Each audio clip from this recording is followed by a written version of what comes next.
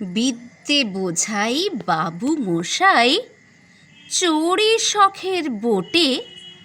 মাঝিরে কন, বলতে পারিস সূর্যি কেন ওঠে? চাঁদটা কেন বাড়ে কমে? জোয়ার কেন আসে?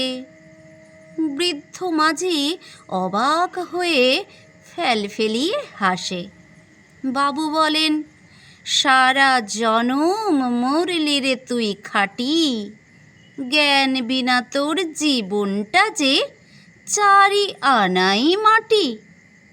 খানিক বাদে কহেন বাবু, বল তো দেখি ভেবে, নদীর ধারা কেমনে আসে পাহাড় হতে নেবে? বল তো কেন লবণ পোড়া সাগর ভরা পানি? মাঝি সে কয়, আরে মশাই, অত কি আর জানি। বাবু বলেন, এই বয়সে জানিস নেও তা কি? জীবনটা তোর নেহাত খেলো, অষ্ট আনাই ফাঁকি। আবার ভেবে কহেন বাবু, বল তো রে বুড়ো, কেন এমন নীল দেখা যায় আকাশের ওই চূড়ো? বল তো দেখি, সূর্য চাঁদে গ্রহণ লাগে কেন? বৃদ্ধ বলে, আমায় কেন লজ্জা দিয়েছেন হেন?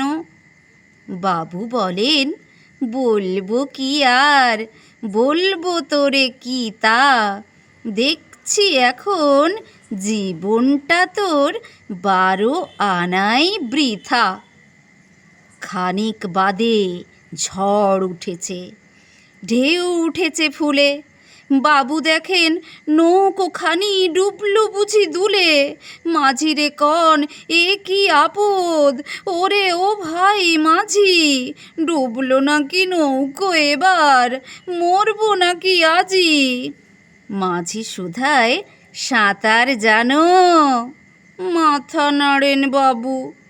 মূর্খ মাঝি বলে, মশাই এখন কেন কাবু?